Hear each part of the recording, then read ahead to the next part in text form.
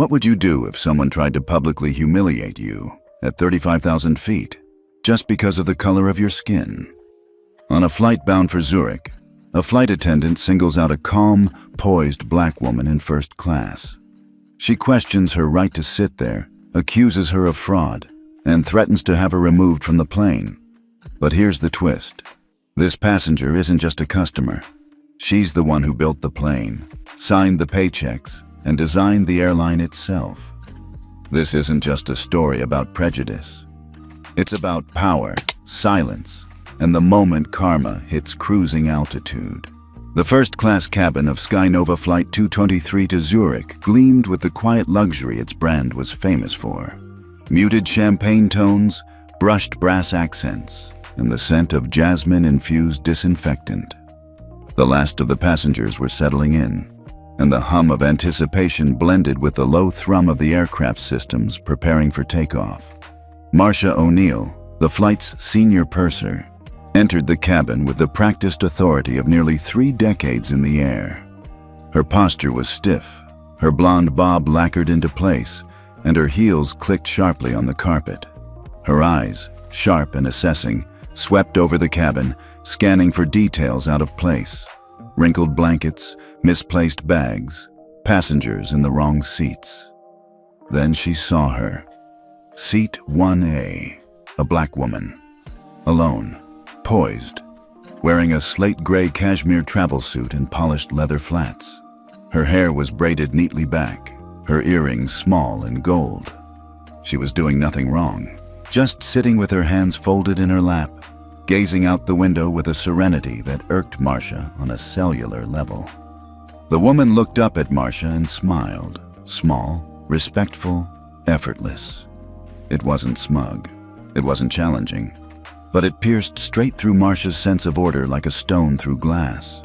Marcia's eyes narrowed. Her hand went to her hip, the other raised, finger extended, as if pointing out a fire hazard. "Excuse me, ma'am," she said, loud enough to draw the attention of a few nearby passengers. "This is seat 1A. I'll need to see your boarding pass."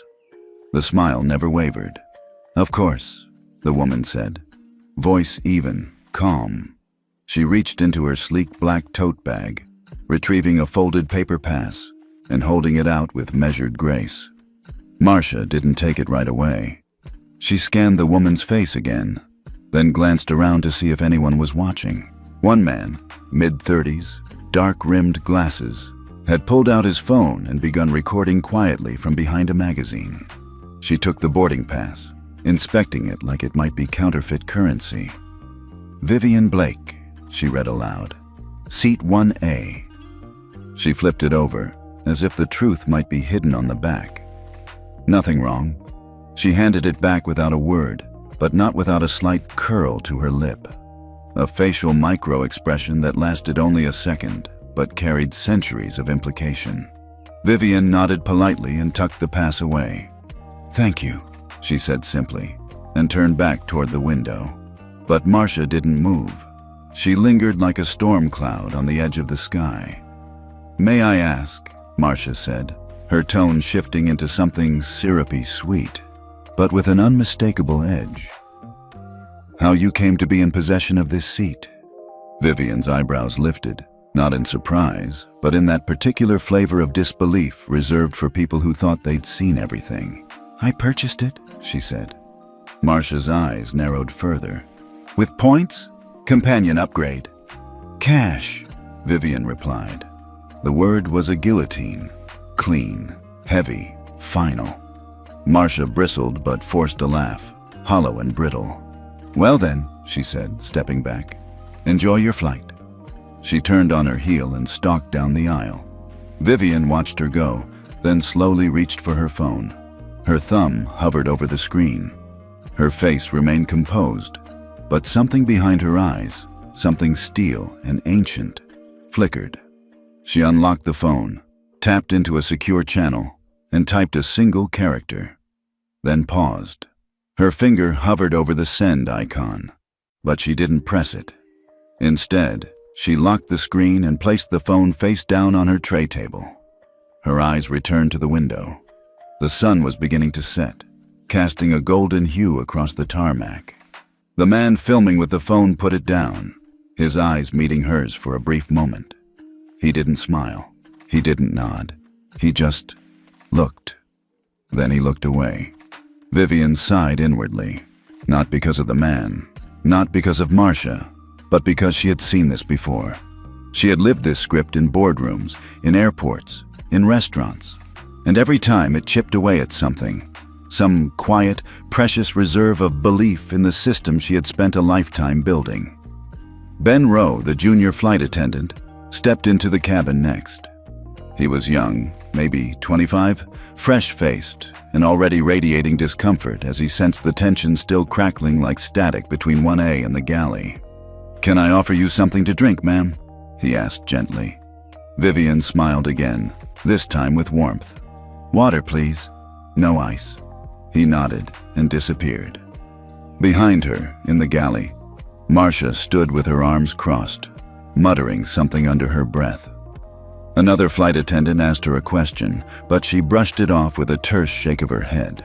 Then, deliberately, Marcia opened the cabin logbook and began to write. Vivian closed her eyes.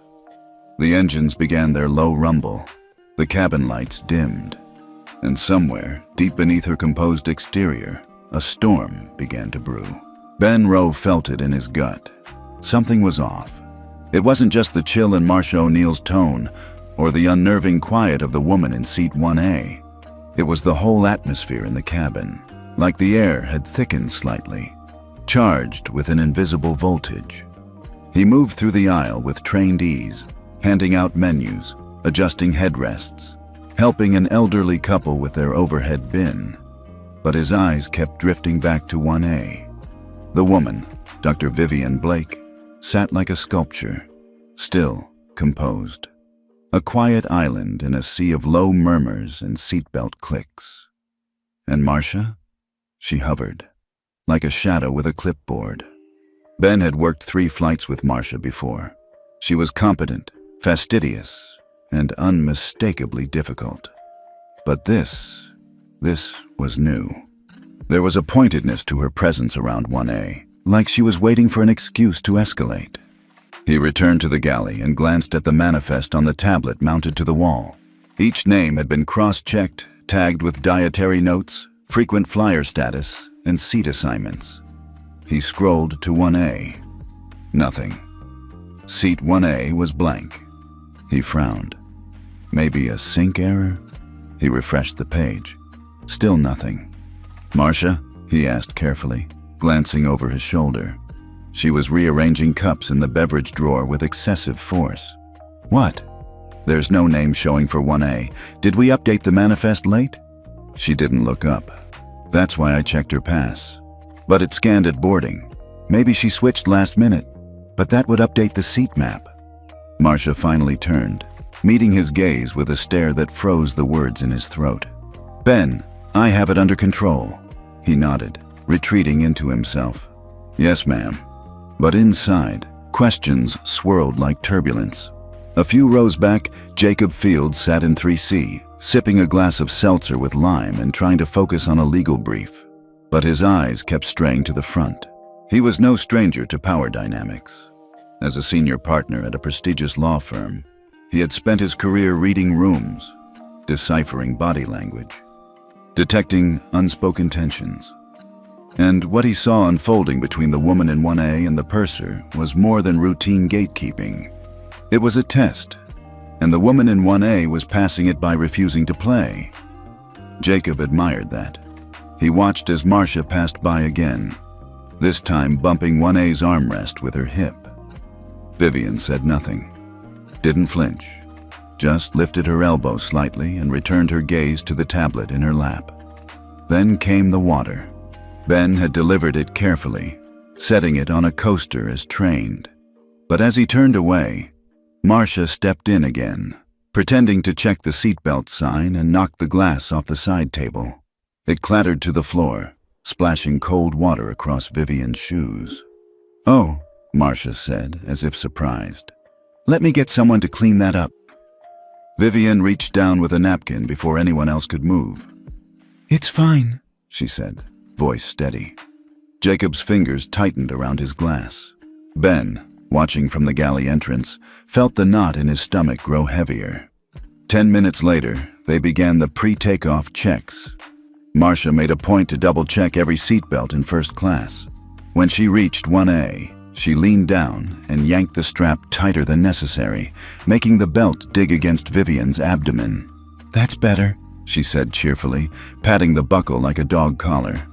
Vivian's face didn't move. Jacob caught the briefest flash of emotion in her eyes, something ancient and sharp, and then it was gone. Ben hurried forward after Marcia moved down the aisle. "Ma'am, would you prefer a blanket? It gets chilly after takeoff." Vivian blinked slowly, then nodded. "That would be lovely. Thank you, Ben." Her voice had the softness of silk and the precision of a scalpel. Ben returned with the blanket, neatly folded. As he tucked it beside her seat, he whispered, "I saw what she did. I'm sorry." She looked at him, for the first time really seeing him. "It's not your fault," she said gently. Then, just before he left, she added, "But silence helps no one." Ben felt the words settle into his spine.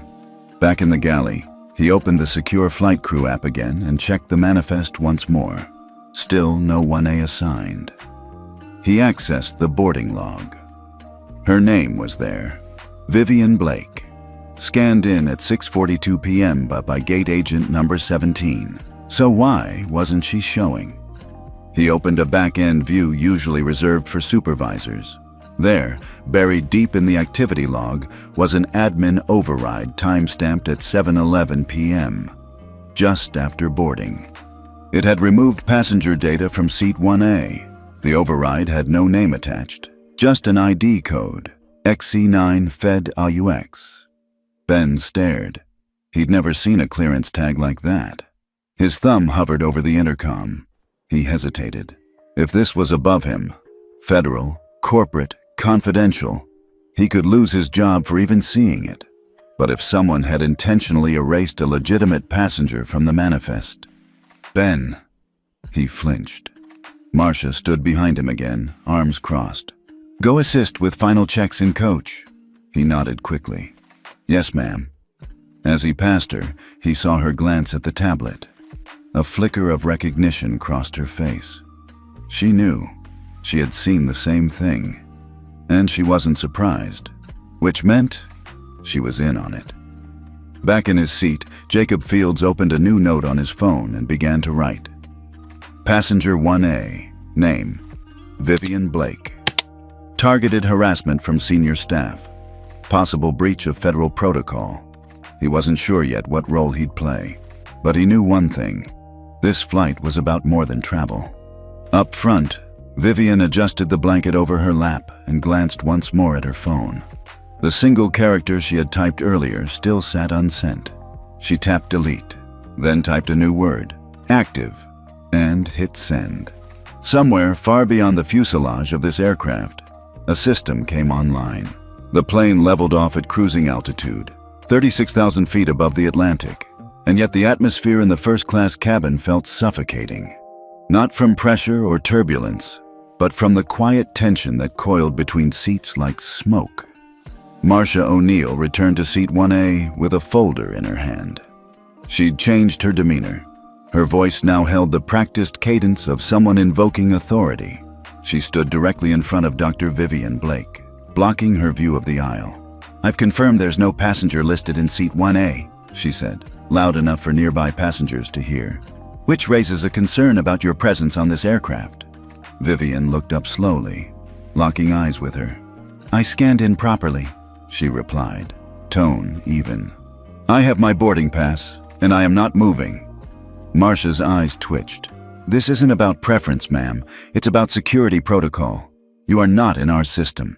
For all intents and purposes, you are a ghost on this flight." Ben, standing near the galley, flinched. Vivian didn't blink. "Then perhaps your system is broken." Marcia leaned closer. "Perhaps you think first class is where you belong just because you can smile and act calm. But let me remind you, documentation is what matters, and according to our logs, you're not supposed to be here." The passengers in rows 2 and 3 began to whisper. Jacob Fields, still watching from 3C, quietly unlocked his phone and started recording, this time with audio. Vivian didn't argue. She didn't stand. She didn't even sigh. She simply looked at Marcia with an expression carved from marble and said, "You're making a mistake." "Security will determine that when we land," Marcia snapped. "Will they?" Vivian asked, tilting her head. Marcia blinked. Then, turning on her heel, she strode to the front intercom. Her voice echoed overhead a few seconds later. "Ladies and gentlemen, this is your senior purser. We are experiencing a minor manifest discrepancy in the first-class cabin. There is no cause for alarm. We appreciate your patience while we verify guest credentials." Vivian closed her eyes. Across the aisle, Jacob uploaded the video to his private cloud and then posted a shorter clip, just the interaction between Marcia and Vivian, to a social platform. The caption read, "Passenger of color harassed in first class for not being in the system." She showed her boarding pass. Still not enough. Flight 223 had manifest racism. He tagged major airline watchdog accounts. In less than 5 minutes, the clip had 2,000 views. In 10, it vanished. Jacob stared at the notification. This video has been removed for violating community guidelines. No warning, no appeal. His account was locked. Back in the galley, Ben opened a hidden channel within the crew's tablet interface. Only higher clearance staff had access to this section, but years of watching senior attendants had taught him how to navigate it. He entered the override code he'd seen in the log earlier, XC9 Fed AUX. Access denied. He tried again, softer, slower. Access denied. Then the tablet flashed. "This activity has been logged. Report submitted to supervisor." Ben's heart dropped into his shoes. He glanced around. Marcia wasn't watching, but the system was. He backed out and returned the tablet to its mount. His hands were sweating. Vivian remained unmoving. The cabin crew began meal service, but Marcia hovered nearby, watching her like a hawk circling a wounded animal. A few rows back, an older woman leaned toward Jacob. "I saw what happened," she whispered. "She showed her ticket." Jacob nodded, still fuming over the deleted post. "I know, and I'm a lawyer. I've seen discrimination, but this is systemic." "You think it's coordinated?" she asked. "I think," he said, "someone doesn't want her here, and not just this seat." Marcia returned after the first round of meals had been served. She crouched slightly, enough to appear accommodating, but her posture was all theater. "I'm giving you one more opportunity to cooperate. If you move to an open seat in premium economy, we can resolve this without further incident." Vivian turned to her with terrifying calm. "I'm not going anywhere." Marcia exhaled through her nose, straightened, and reached for the intercom again. Vivian raised her phone. "Captain Andrews, please," she said simply, before Marcia could speak. "It's an urgent passenger matter." Marcia froze. "You cannot summon the captain." Vivian didn't break eye contact. "Watch me." Marcia stepped back like she'd been slapped. Vivian pressed one button and held the phone to her ear. Jacob couldn't hear the other end, but the words Vivian spoke were quiet and surgical. "This is Blake. Protocol is active. Manifest interference confirmed. Authorization pending. Requesting eyes in the sky, now." She ended the call. Ben stared, mouth slightly open. He recognized the phrasing. Not normal. Not even corporate escalation. That was language used in federal drills. Real command structure. "Ben," she said gently. He jumped. "Yes, ma'am." "Would you kindly bring me a fresh glass of water?" He nodded and practically sprinted to comply. In the cockpit, Captain Andrews received a ping through the encrypted satellite feed. One word, active. Then another, watch. He didn't understand everything, but he understood enough. Something above his rank had just been triggered, and it was real. He turned to his co-pilot. "We're about to have a very interesting flight." Back in seat 1A, Vivian picked up her tablet and resumed reading, calm as ever. Like she hadn't just set an invisible machine into motion. Like she wasn't being erased from a flight manifest 36,000 feet in the air. Like she wasn't about to reappear in ways no one on board was prepared for. Ben Rowe's hands trembled slightly as he retreated into the galley, pretending to check the inventory log while his mind replayed everything he'd just seen. Protocol is active. Those words meant something. Something big. Something above his pay grade. Vivian Blake didn't look like a woman bluffing. She wasn't rattled. She wasn't desperate. She was controlled, composed, and quietly dangerous in a way that made his instincts sharpen. Ben pulled out his phone. Not the official flight device, but his personal one, modded and encrypted with tools he only told his coder brother about. He opened a secure contact lookup app and keyed in the mysterious override code he'd seen earlier, XC9 Fed AUX. The results took 10 seconds to load. When they did, his breath caught. The code was tied to a dormant Department of Transportation directive labeled Airspace Ethics Initiative, Level 4 Oversight. An old project. Defunded. Abandoned. Except not.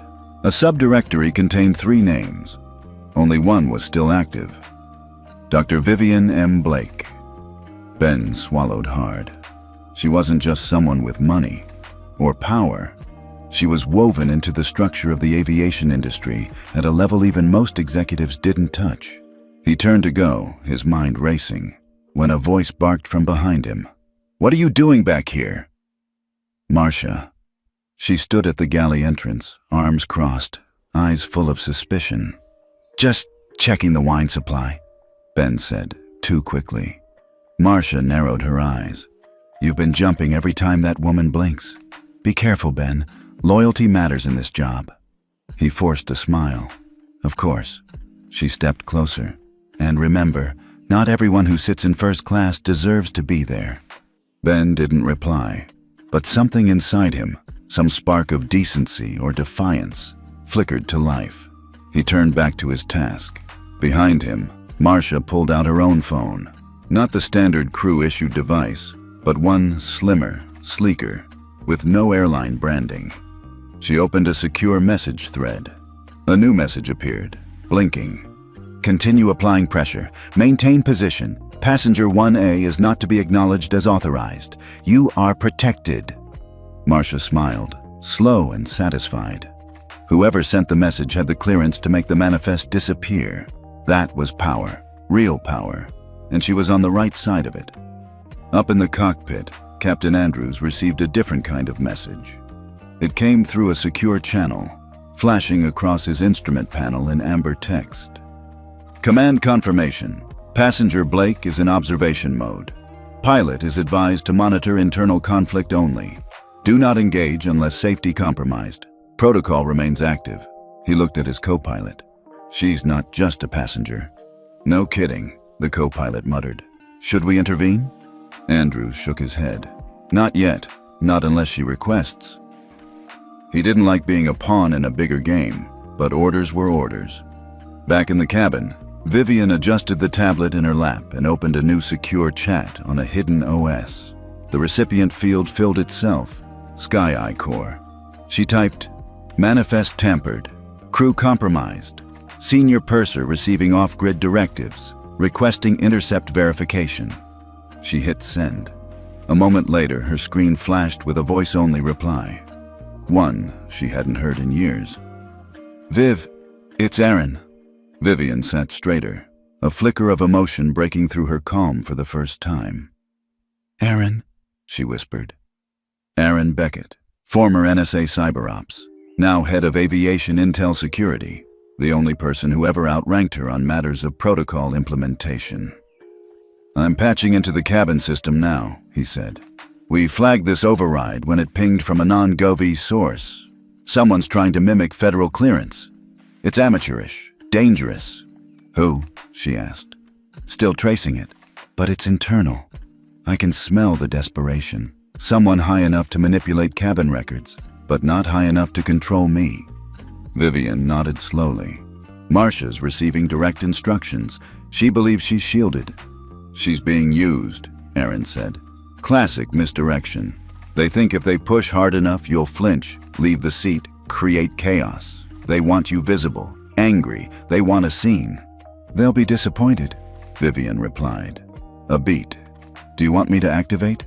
Aaron asked quietly. Vivian stared out the window at the vast, darkening ocean below. Not yet. Let's see who gets sloppy first. Understood. And Viv? Yes? It's good to hear your voice again. She allowed herself the faintest smile. Likewise. The line went dead. 3 rows back, Jacob Field stared at his phone. Still locked out. Still flagged for community violations. He opened a new email, encrypted end-to-end, addressed to an old friend at the Department of Civil Rights Enforcement. He typed, "Passenger harassment mid-flight. I have full witness recollection. Suspect manifest tampering. Contact me urgently." He hit send. If the digital world wouldn't speak, the real one would. Marcia returned to 1A again, this time with a form in hand. Per airline policy, she announced, loud enough to draw more eyes, we require written acknowledgement from unverified passengers declining to move when requested. Vivian looked up at her. You're lying, she said, voice soft.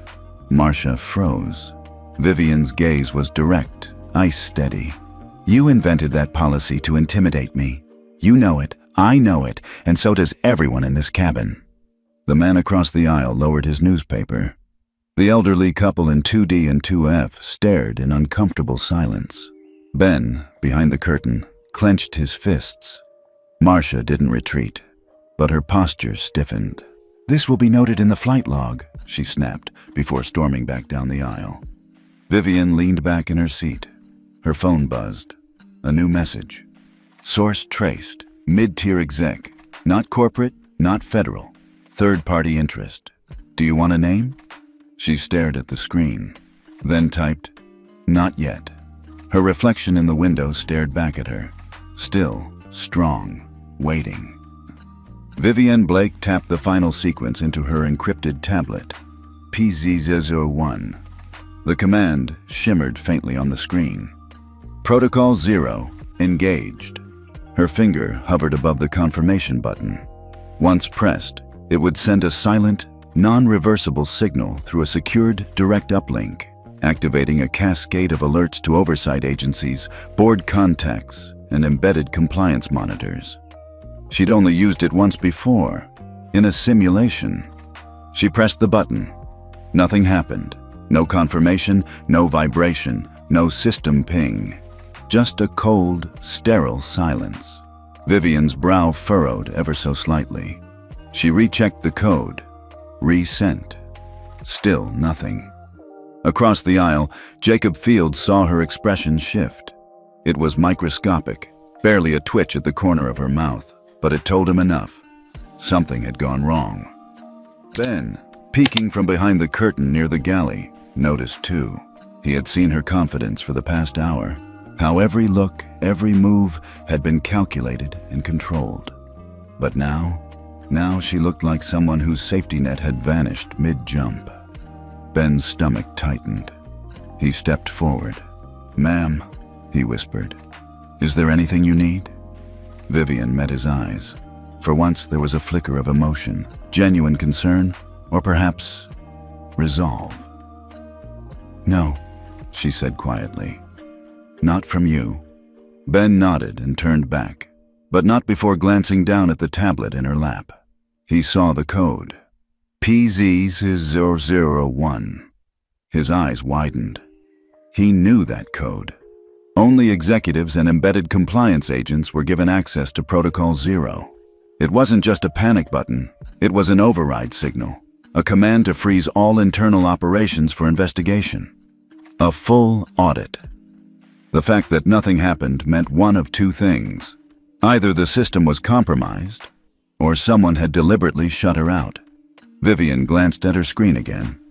Still no response. She tapped into her backup encryption layer, routed a manual signal through a secondary satellite channel, usually reserved for military-grade communications. Again, no acknowledgement. She sat back, folded her hand, and exhaled slowly.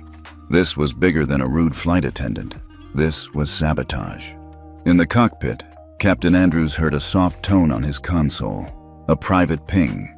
He leaned forward, expecting another Federal advisory message. Instead, the screen displayed, "Protocol 0, invalid credentials." He frowned. He tried to query the source.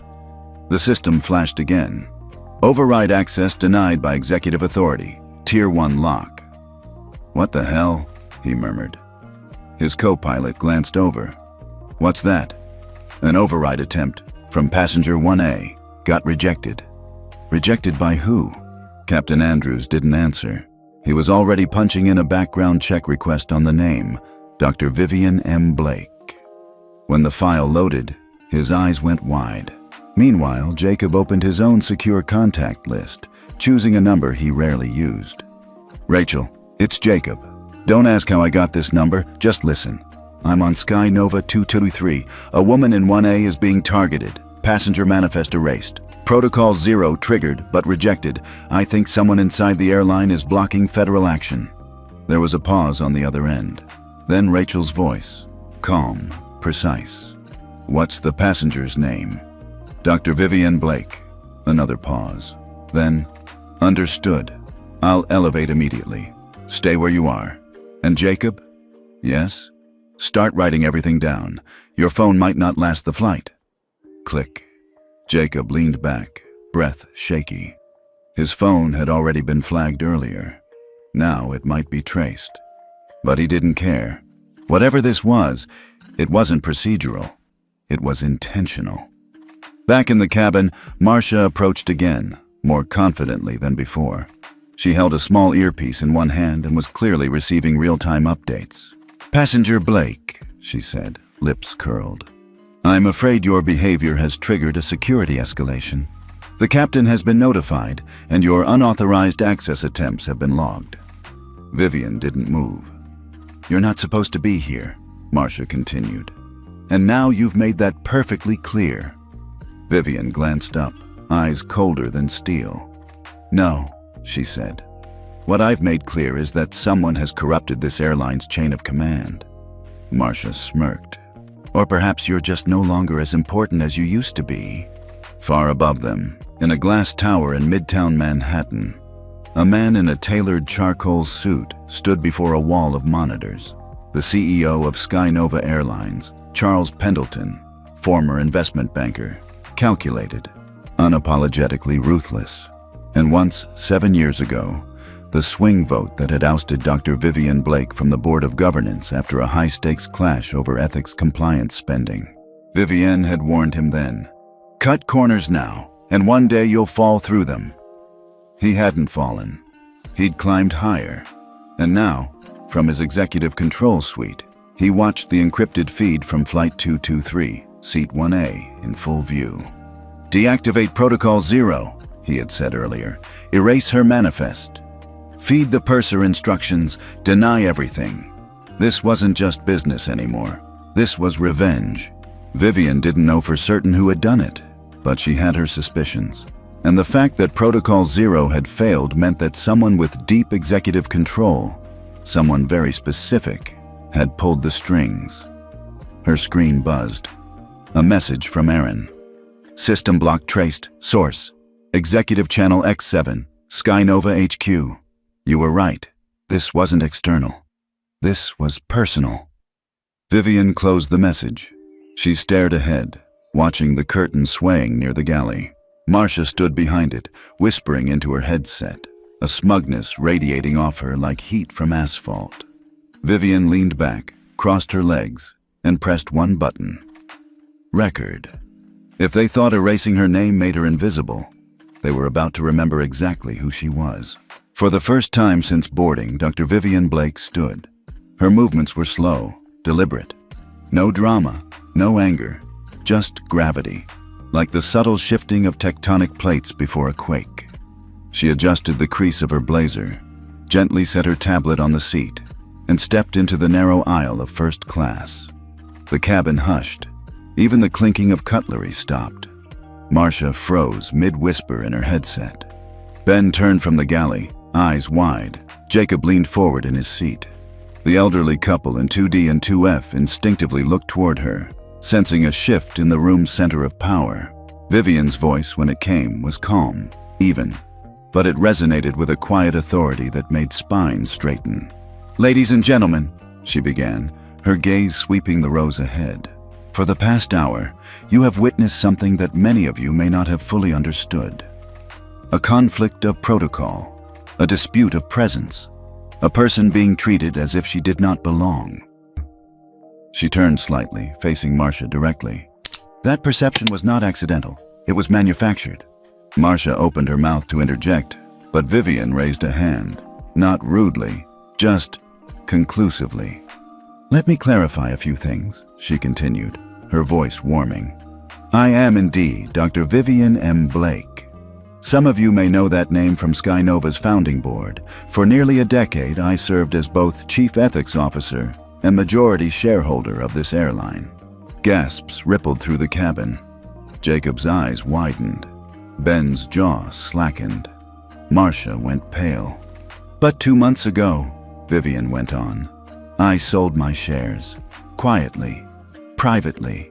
I knew the direction of the board was shifting, and I had no interest in playing chess with people who only saw numbers." Marcia's face regained color, this time with triumph. "Then you're not in charge anymore," she said loudly, looking to the passengers. "You have no authority here." Vivian smiled, not smugly, not even cruelly, just knowingly. "No, I no longer own Skynova," she said. "But in that sale, I included one condition, a contractual veto clause, reserved for use only under the most serious circumstances, threats to systemic integrity, passenger safety, or executive misconduct." Her voice dropped slightly. "That clause was granted unanimously by the board, including your current CEO, Mr. Charles Pendleton." Now it was Marcia who blinked. Vivian stepped aside and gestured gracefully toward the front of the cabin. "And today, for the first time, I have activated that clause." The hush in the cabin turned electric. "Protocol Zero is not just a signal," Vivian continued. "It is a lens, a mechanism designed to observe and preserve the ethical foundation of this company, without interference, without warning, and most importantly, without bias." She turned to Jacob now, nodding slightly. "You're not just witnesses, you're participants in something that affects every passenger who has ever walked onto one of our aircraft." Jacob nodded back, slowly. Vivian raised her tablet again, tapped twice, and turned the screen toward the passengers. It showed a real-time video stream. Of them, of everything, from multiple angles. Overhead, side views, zooms on faces, sound included. The feed wasn't coming from her device. It was being pulled from internal cabin cameras, never meant for public display. "Every word," she said softly, "has been recorded." Marcia took a step back. Vivian advanced one. "This isn't about embarrassment or ego. This is about accountability." Ben swallowed hard. He remembered his hesitation, the silence, the moment he could have stepped in earlier. And yet, now she was offering a way out, a new frame, a second chance. "You're lying," Marcia said, but the words felt limp. "You're just trying to scare us." Vivian tilted her head. "Am I?" The screen on her tablet blinked again. A new message. "Board quorum online. 8 members observing. You are now presenting." Vivian didn't flinch. She simply stepped into the center aisle and faced the camera directly. "To the members of the board, thank you for joining. As stipulated in Clause 42C of the Executive Oversight Sale Agreement, I hereby exercise my right to initiate full procedural audit under Active Passenger Abuse Protocol. I request emergency review of all in-flight conduct pertaining to crew member O'Neill, Marcia, ID 669FC. Marcia gasped. "You can't." Vivian looked at her, and this time there was no warmth left in her eyes. "I just did." The screen blinked again. "Emergency audit accepted. Board acknowledgement confirmed. Investigation status? Open. She turned the tablet off. Jacob let out a slow breath, like he'd been holding it for 10 minutes. Ben stepped forward. Dr. Blake, do you need anything? Vivian looked at him for a long moment, then nodded. Yes. She walked back to seat 1A. Water, she said quietly. Still, no ice. Ben nodded and moved quickly. Vivian sat again, smoothed her skirt, and pulled her blanket back over her lap. The coup had been silent, clean, and devastating. Marcia remained standing in the aisle, trembling slightly, her headset still blinking with unanswered messages, and all around her, people stared, not in hatred, not even in shock, but in understanding. The moment they'd just witnessed wasn't justice. It was justice, done elegantly. Captain Marcus Andrews stared at the cockpit screen, his fingers hovering above the throttle levers even though the aircraft was cruising smoothly over the North Atlantic. The latest encrypted message blinked twice before opening, and when it did, the blood drained from his face. Captain Andrews, this is a federal directive. Command authority has shifted. Skynova corporate control is temporarily suspended for Flight 223. You will now report directly to the Department of Transportation's Office of Ethics and Oversight.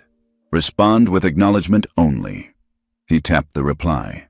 Acknowledged. Then he leaned back in his seat, exhaled sharply, and rubbed the bridge of his nose. This had gone far beyond a passenger conflict. He glanced at the co-pilot. We're no longer under Pendleton's umbrella. The co-pilot turned, eyes wide. Wait, Vivian Blake? Andrews nodded slowly. She didn't just pull a card, she flipped the entire table. In the cabin, Marcia O'Neill was still standing beside row 2, visibly shaken but attempting to maintain some semblance of control.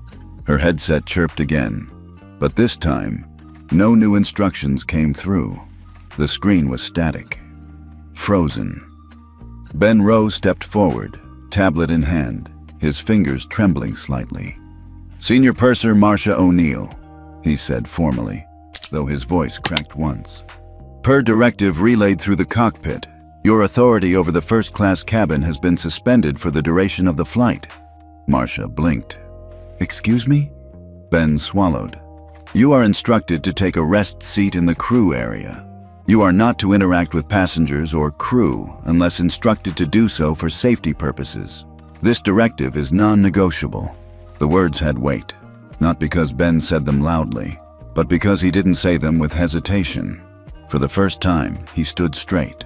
Marcia's mouth opened, ready to fire back, but a voice from the cockpit cut in over the PA system before she could speak. Attention all crew, this is Captain Andrews.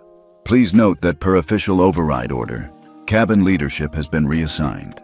Ben Rowe will now serve as lead attendant for the forward cabin. Marcia O'Neill, please report to crew rest immediately. The finality in his voice left no room for challenge. Passengers turned to stare. Some looked shocked, others relieved. Jacob Fields leaned back, a smirk playing at his lips. Marcia turned without another word, her face pale and drawn. As she passed Ben, she hissed, "You're ruining your career for this stunt." Ben didn't look at her. He simply said, "Then I'll build another one." She disappeared behind the curtain. Vivian sat motionless in seat 1A, her expression unreadable. The tablet in her lap buzzed with a new message. Stage 2 complete. Transition approved. Ready for disclosure? She typed only 2 words. Do it. Moments later, the cabin lighting shifted slightly, just enough to make the atmosphere change from commercial to clinical. Soft spotlights activated in the overhead panels, angled perfectly towards several cabin cameras. This wasn't ambient design. This was protocol. And then the screens embedded in the bulkheads, normally reserved for safety demonstrations and destination ads, flickered. A man appeared, mid-40s, clean-cut, no airline branding, just a dark blue blazer and a federal badge clipped to the lapel. "Good evening," he said, his voice crisp, controlled. "My name is David Langston, Director of the Department of Transportation's Ethics and Oversight Task Force." Gasps broke out across the rows. This flight has been under observation as part of a covert ethics integrity audit. You, the passengers, are not subjects, but witnesses. And we thank you for your unintentional participation. A beat.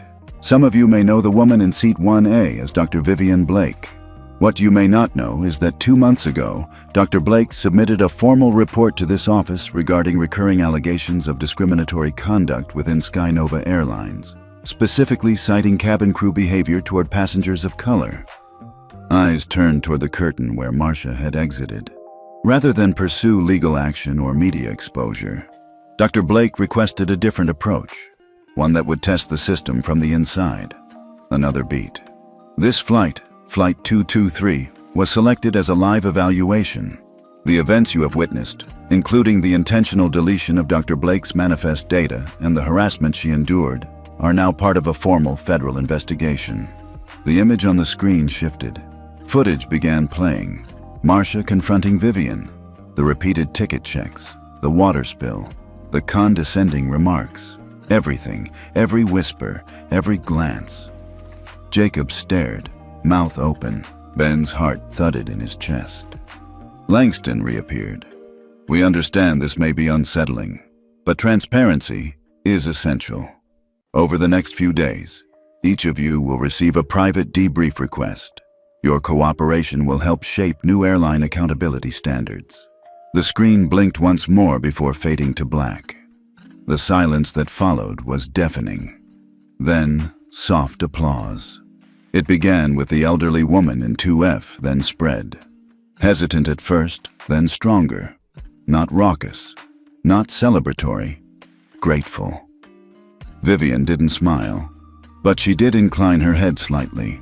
A nod of acknowledgement, not just for the passengers, but for the system itself, showing it could, once in a while, still work.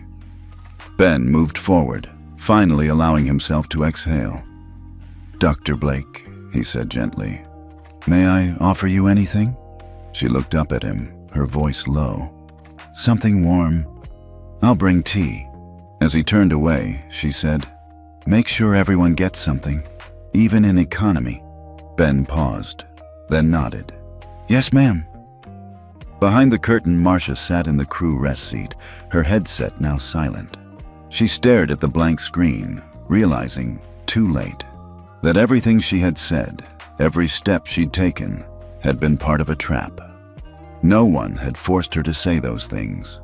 No one had made her act with contempt. She'd shown her true self, and the world had watched. The sun had begun to rise on the edge of the Atlantic, casting an amber hue across the clouds below. The cabin lights of Flight 223 shifted gradually to a soft daylight tone, simulating morning. But for the passengers in first class, there was no sense of routine. They had just witnessed something historic, something unnerving. A federal ethics audit carried out mid-flight, with real-time exposure and zero warning. The faces around the cabin reflected a complicated mix of emotions: awe, guilt, respect, discomfort, and for some, vindication. Jacob Field sat upright in 3C, scribbling furiously into his leather-bound notepad, a habit from his law school days, resurrected by necessity. He detailed everything: dates, times, gestures, who said what and when. This wasn't for the press. This was for the truth. Vivian remained still in seat 1A, not smug, not victorious, just steady, like a captain watching her ship slice through waves, knowing the storm had passed, but the damage assessment was still ahead. Ben, now officially lead attendant, moved through the aisle with professionalism, but there was something deeper in his eyes: resolve. He didn't avoid anyone's gaze. He didn't downplay what had happened. He simply did his job. And that, for now, was enough. A chime rang from the intercom. Captain Andrews' voice followed, calm and deliberate. Ladies and gentlemen, as part of the ongoing federal observation process, we are distributing a formal record of events that transpired during this flight. This document, prepared by an ethics liaison team, summarizes the timeline of passenger treatment concerns and procedural irregularities. You are invited, but not obligated, to review and sign this document before landing. Your signature serves as a witness confirmation only and does not constitute legal testimony. Thank you. Almost immediately, the rear doors of the first-class cabin opened, and two individuals in navy blue suits entered, clearly not airline crew.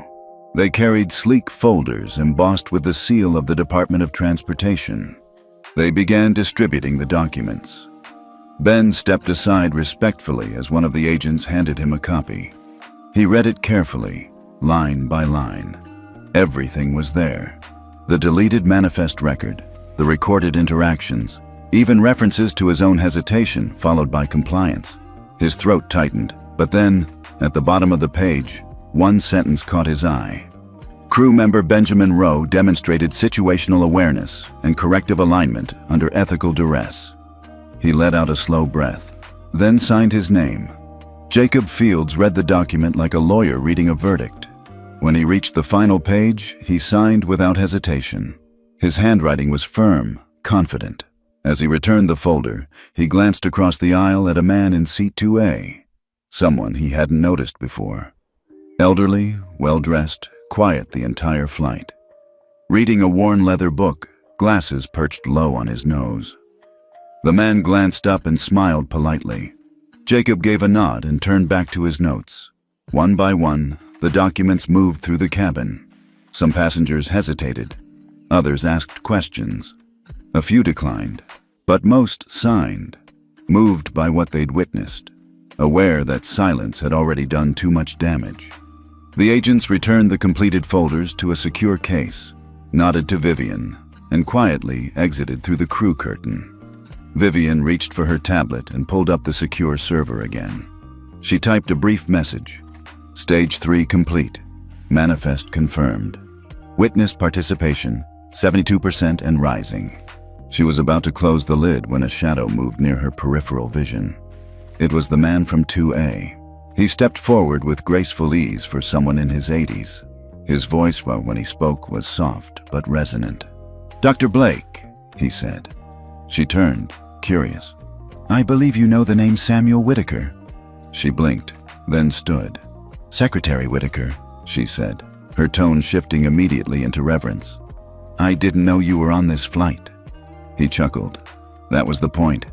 Whitaker had served as Deputy Secretary of Transportation under 2 administrations, now retired, or so the public believed.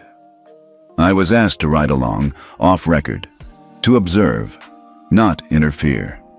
He held up his signed folder. "And to endorse, if warranted." Vivian raised an eyebrow. "And?" He looked at her, eyes twinkling. "I endorsed." She exhaled slowly, the tension in her shoulders easing for the first time in hours. "You'll be pleased to know," he added, "that this report, once landed, will serve as the final trigger for Project Sky Guardian's activation across all major U.S. carriers." Vivian blinked. "It's been approved?" He nodded. "Your data, your methods, your sacrifice, they pushed it across the line. Every commercial airline will now face randomized ethics simulations, anonymous cabin observers, and AI-backed bias tracking." Vivian glanced down at her hands. "It's not about catching people in the act. It's about retraining the soul of the system." "And you've done that," Whitaker said. He placed a hand on her shoulder. "Thank you for not shouting, for not storming, for simply enduring." Vivian's lips quivered. Then she nodded. "It was never about vengeance," she said. "It was about correction." The plane began its slow descent. Captain Andrews came over the speaker again. "We're now preparing for arrival into Zurich. Please ensure your seatbacks are upright, tray table secured, and all electronics stowed. Flight crew will conduct a final cabin check." Ben moved briskly, completing the checklist. When he passed Vivian, she looked up. "You did well," she said quietly. He paused. "I was late." "You were brave. That counts more." He gave a shy smile and continued down the aisle. In the crew rest area, Marcia sat stiffly, the reality of her new future finally dawning. The whispering of passengers, the turned heads, the empty silence in her headset, all signs that her role in the system was over, not because of a mistake, but because someone finally saw through the curtain. The wheels touched down with a soft chirp as Flight 223 rolled onto the runway at Zurich International.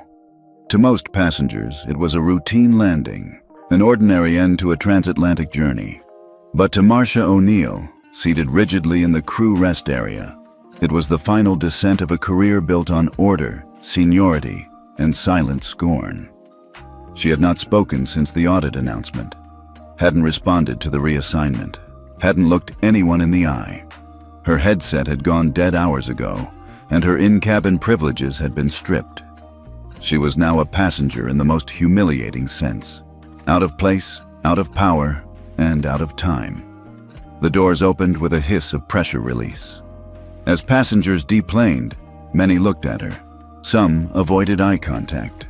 A few didn't bother to hide their judgment. But no one spoke to her. Ben moved past, busy with closing duties. He didn't glance her way. Neither did Vivienne. She was among the last to exit the plane, walking with steady grace, flanked discreetly by federal observers. Her face was calm, not victorious, not cruel, just done. Marcia was told to wait on board. 10 minutes later, two figures entered. A woman in a tailored black suit with a Skynova HR badge, and a man from Zurich Airport Security. The woman introduced herself with mechanical politeness. "Miss O'Neill, I'm Nadine Keller, Senior HR Investigator for Skynova Europe. We're here to conduct a formal post-incident review before your release from duty." Marcia stood slowly, gathering what was left of her pride. "I assume this is a formality?" Keller raised an eyebrow. "Let's find out." They led her through a side corridor, far from the passenger flow, into a nondescript office near the tarmac. Concrete walls, fluorescent lights, a steel table. A single folder lay in the center. "Please sit," Keller said. Marcia did, stiffly. Keller opened the folder. "Your employment with Skynova is hereby terminated, effective immediately. Grounds: gross misconduct, breach of ethical protocol, harassment of a passenger under federal protection, and obstruction of a live audit." Marcia blinked. "Federal protection?" Keller looked up. "You didn't know?" Marcia hesitated. "I knew something was off. You ignored multiple internal red flags. You received direct warnings via secure protocol not to engage further with passenger 1A. You overrode those instructions. That alone is termination-level behavior. I thought..." Marcia stopped. "I thought I was following orders." Keller flipped a page. "From who?" Silence. Keller tapped her pen. "Your override log shows unauthorized use of a private device to access company systems. Your personal messages will be reviewed by legal, but initial findings suggest you were taking real-time directives from an unnamed contact not affiliated with Skynova or the DOT. I was told I was protected." "By whom?" Marcia didn't answer. Keller leaned forward. "You're not just being fired, Ms. O'Neill. You're being grounded, permanently." "What does that mean?" "Your name will be placed on the Cross-Carrier Compliance Registry, a no-fly hire list used by all U.S.-aligned airlines. You will not be eligible for employment in the aviation industry again. This includes charter, regional, and international lines partnered with Skynova." Marcia's face drained of color. "You can appeal," Keller added. "But the chances of reinstatement are microscopic." Marcia's lips parted, but no words came out. Keller closed the folder and slid it forward. "There's one more item." She pulled out a printout of an email. "The CEO has requested this be read aloud." Marcia straightened, instinctively prepared to hear Pendleton's voice of protection. Keller began. "Ms. O'Neill, I have reviewed the audit findings. Let me be clear. There is no place for discriminatory behavior in Skynova Airlines. Not at any level. Not even under my directive. That is the commitment this airline makes today, publicly and permanently. This decision comes with full support from incoming leadership and the Department of Transportation. We thank you for your service, but your conduct is incompatible with the future of this company. Sincerely, Elliot Carver, Chief Executive Officer, SkyNova Airlines. Marcia blinked. Elliot Carver? Keller gave a curt nod. Appointed 2 weeks ago. Took over this morning at 06 Aquaon EST. Effective upon your landing. Marcia's voice cracked. He's Vivian's pick. Correct. She set me up. Keller's expression didn't change. She set up a system. You walked into it. Marcia's hands trembled as she signed the final HR release. Her flight badge was taken. Her access revoked. She was escorted off the premises through a side exit, not allowed through the terminal. No final flight, no farewell. Just the hollow echo of her heels on concrete as she left the only world she'd ever known. Outside, the Zurich sky was overcast. Cold, impersonal. A car waited at the curb. Not a black town car, not a company vehicle, a taxi. Marcia climbed in, her thoughts in free fall. Back in the airport's executive lounge, Vivian stood near a wide window, watching planes taxi across the rain-slick runway. She held her tablet, reading a private message from Elliot Carver. All signatures received. Whitaker debrief complete. Sky Guardian rollout confirmed. First training phase begins Monday. Your legacy will be built, not on control, but on accountability. Vivian smiled faintly. Ben, standing a respectful few steps away, approached. Dr. Blake? She turned. He held out a fresh cup of tea. Still, no ice, he said, grinning sheepishly. She took it with a nod. Thank you, Ben. As she turned back to the window, a small plane took off in the distance, lifting into the fog like a promise. She watched it disappear. Marcia's career had landed, for the last time, but SkyNova's ethics had just taken flight. Ben Rowe sat alone in a sleek glass-walled conference room on the 39th floor of SkyNova's Manhattan headquarters. The view behind him stretched across the East River, but he barely noticed. His fingers drummed nervously on the edge of a matte black folder in front of him, embossed with silver text. Project Nightingale, Phase 1. Deployment. He still wasn't sure how he got here. 2 days ago, he was just a junior flight attendant, well-liked, well-trained, and safely forgettable. Today, he was waiting to be formally introduced as the National In-Flight Ethics Training Supervisor. It didn't feel real. He looked down at the folder again. On top of it lay a handwritten note on thick ivory paper, folded once with precision. His name was written in ink that shimmered faintly under the conference lights. He unfolded it slowly. Ben, the world doesn't change through heroes. It changes through witnesses who decide silence is no longer an option. You hesitated, but you still stepped forward. That matters. This is your curriculum now. Your name will be on every policy, every case study, every breakthrough. Train them better than we trained you. And remember, I'll be watching, quietly, from seat 1A. Next time, stand up sooner. V. Ben closed his eyes for a long moment. He could still see her sitting there, calm, unflinching, enduring humiliation in silence. Not because she was weak, but because she was building something far bigger than herself. He had failed her, he knew it. Not in action, but in timing, in courage. And now she was giving him the chance to make it right. The door opened behind him. Elliot Carver stepped in, tall and confident, his new CEO badge still gleaming from its first polish. He walked with the posture of someone who had just inherited a kingdom, one he hadn't built, but was determined to protect. He extended a hand. Mr. Rowe. Ben stood quickly. Sir. Carver smiled. Relax. You're not here to be reprimanded. Quite the opposite. They both sat. Carver opened his copy of the same folder and flipped to the first tab. You know what this is? Ben nodded. Project Nightingale, the new training framework. Carver leaned back. Developed by Blake. approved by Whitaker, mandated by the Department of Transportation, but it's yours now. She requested it. Ben hesitated. Why me? Carver shrugged. Maybe because you froze, but recovered. Maybe because you didn't run when it got uncomfortable. Maybe because you're the one who has the most to learn, and therefore the most to teach. Ben looked down again at the folder. I don't know if I'm ready. You're not, Carver said simply. None of us are. But she was. And she left this behind for people like you. He stood and moved to the window. You'll work with a team of psychologists, policy architects, and veteran attendants. You'll write case simulations based on real events.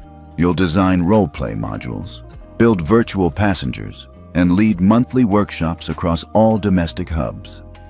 Ben's eyes widened. That's a lot. Carver chuckled. Good. You should feel overwhelmed. It means we picked correctly. He turned back. Your first assignment is internal. Rewrite the Sky Nova onboarding program for new cabin crew. Make it reflect everything that flight didn't. Make it feel like a compass, not a checklist. Ben nodded, still absorbing. Carver paused at the door. And Ben? Yes?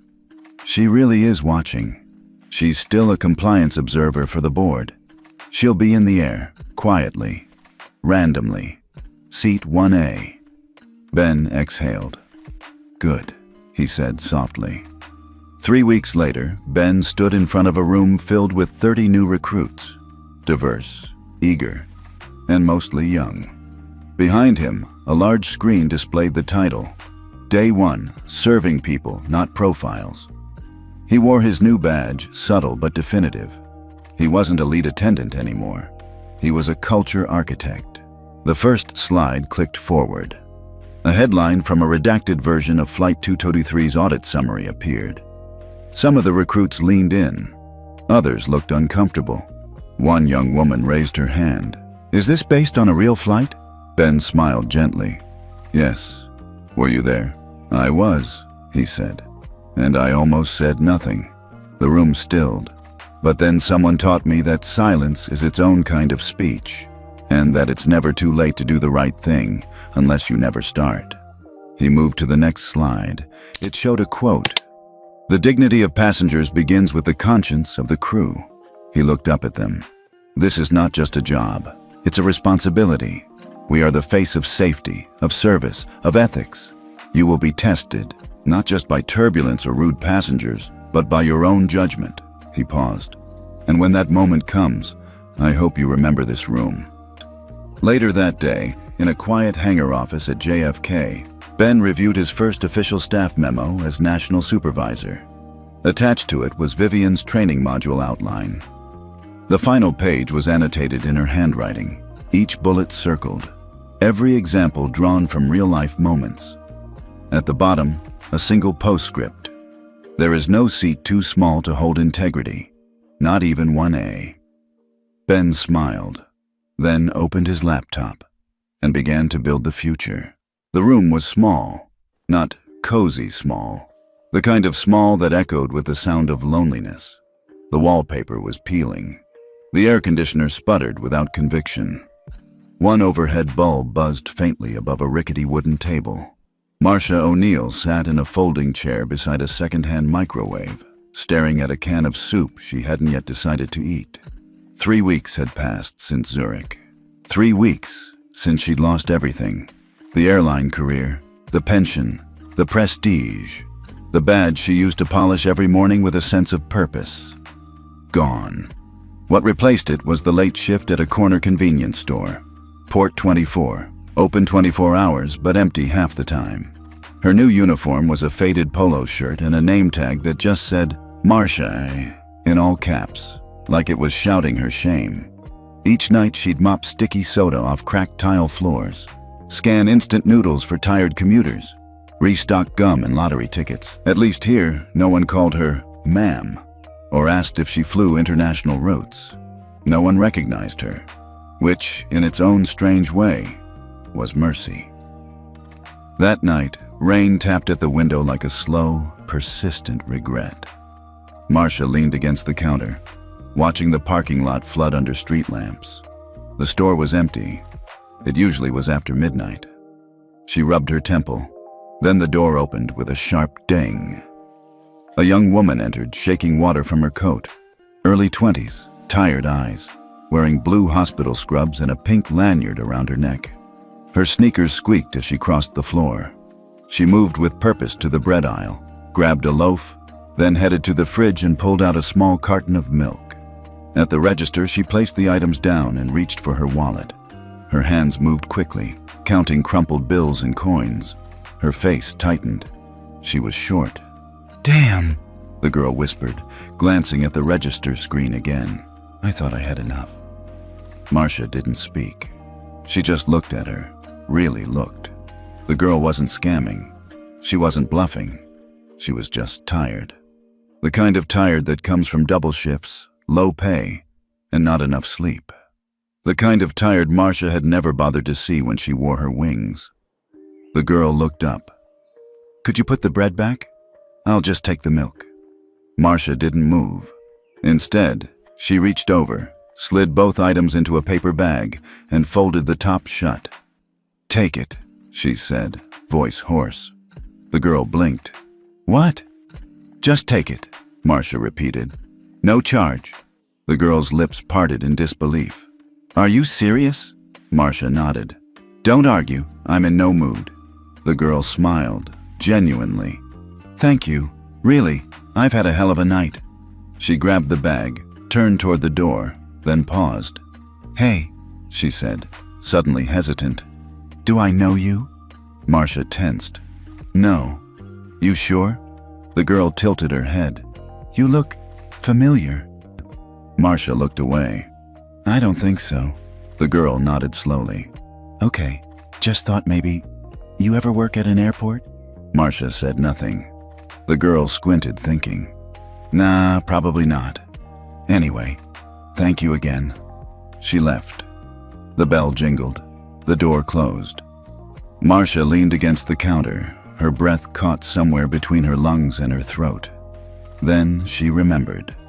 5 years ago, a routine flight from Chicago to Boston, an overbooked economy cabin. A woman, mid-30s, black, dressed in business attire, arguing politely about a seat assignment that had been reassigned without warning. She'd been bumped despite having checked in hours before. Marcia had been the purser. She hadn't listened, had barely looked at the woman, just called security, citing non-compliance. She remembered the daughter too, a teenage girl in scrubs and headphones, crying quietly as they were escorted out. That woman had written a complaint. Marcia never read it, just dismissed it as another passenger who didn't follow procedure. And now, years later, the daughter stood in front of her, older now, grown, still struggling, still polite, still asking for bread she couldn't afford. Marcia slid to the floor behind the register, back against the cold metal cabinet, and buried her face in her hands. Not in self-pity, not even in guilt, but in recognition. This wasn't karma, she realized.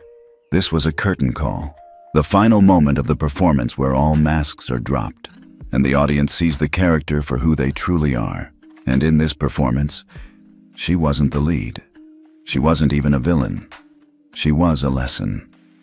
That night, when she finally clocked out at 4 o'clock a.m., Marcia didn't take the usual shortcut home. She walked past the closed diner, past the 24-hour laundromat, past the shuttered subway entrance where she used to board trains with wings pinned to her chest. She walked in the rain, letting it soak through her jacket and drip down her back. And for the first time in a long, long time, she didn't feel bitter. She felt human. The cabin of Flight 008 from New York to Tokyo glowed in the soft amber of early boarding lights.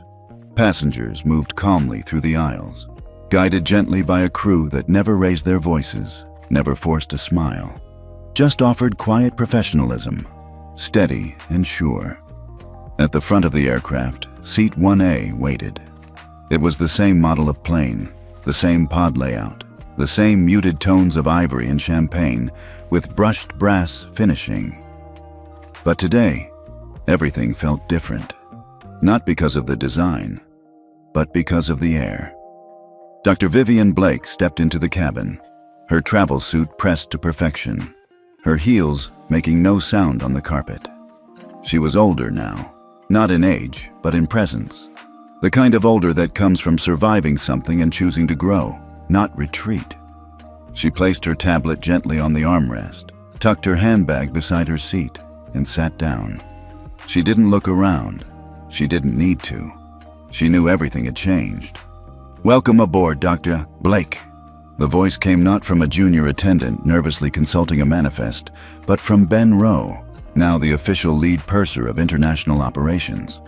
He stood with poise, uniform crisp, badge gleaming. No fear in his voice, no hesitation, only quiet pride. Vivian looked up at him, and for a brief moment, said nothing. Then a smile, genuine, warm, knowing. "You've done well," she said. He bowed his head slightly. "I learned from the best." He handed her a menu, but she waved it off gently. "Surprise me," she said. Ben grinned. "Then I'll choose what I'd pick for my mother." Vivian raised an eyebrow. "That's a high bar." He nodded. "It is." He disappeared into the galley. She turned to the window, watching as the tarmac lights shimmered across puddles from an earlier rain. No cameras were watching her today. No audits running in the background. And yet, this flight meant more than the one that changed everything. Because now, she wasn't testing the system. She was witnessing its rebirth. Mid-flight, after the first meal service had been completed and most of the cabin settled into its quiet rhythm, Vivian opened her tablet to review documents. Her inbox had been quiet lately. She'd stepped down from advisory work, removed herself from board strategy calls, and declined all press interviews. Not out of exhaustion, but out of completion. Her work, at least the most important part of it, was done. As she scrolled through policy reports and updates from Project Nightingale's rollouts in other airlines, one message caught her eye. Subject: Seat 4D, Flight 223. No sender name, just a generic encrypted address. She hesitated, then opened it. "Dear Dr. Blake, you don't know me, but I was there. I was on that flight. Row 4, Seat D. I saw everything. I didn't speak. I didn't act. But I saw. I run a tech company in Seattle, mid-sized, 200 employees. After that flight, I returned home and realized something terrifying. I was building a company with no ethical core. I had rules, but no values. Policies, but no culture. I thought treating people fairly was just common sense. You showed me what leadership looks like when it's quiet, when it's elegant, when it's painful but necessary. I didn't report what I saw to the DOT. I reported it to myself. And then I changed. We created a new internal accountability program. We hired an ethics consultant. We started anonymous listening sessions. I sat in on every one. Some of what I heard broke me, but I stayed. Because you stayed. You didn't just change an airline, you changed me. Thank you. I hope this note finds you well. I hope it finds you at peace. You gave me permission to be better, a former silent passenger." Vivian stared at the screen for a long time, not because the words surprised her, but because they landed with the quiet force of truth. She had fought so long for procedural justice, for systematic reform. But this was the legacy that mattered most. A single silent witness who chose not to stay silent forever. She blinked slowly, then closed the message. No reply needed. Ben returned with a small tray, green tea, a warm, lavender-scented towel, and a delicate ceramic plate holding a fruit tart and a single chocolate truffle. He set it down without comment. Vivian looked at him. "This is what you'd serve your mother?" Ben nodded. She likes strong women who don't need to be told they matter. Vivian let out a soft laugh. "She must be proud of you." "I hope so," he said. Then, after a pause, added, "I'm proud of me. Finally." She nodded, then looked out the window again. The sky was the same, but somehow, it belonged to more people now. Not just to those who could afford Seat 1A. not just to those who looked the part, but to anyone willing to take flight, with decency, with courage, and with grace. As the plane glided smoothly through the night sky, 1,000 feet above the quiet hum of cities below, Vivian closed her eyes. No applause, no headlines, just the still, satisfying truth. The sky belonged to all.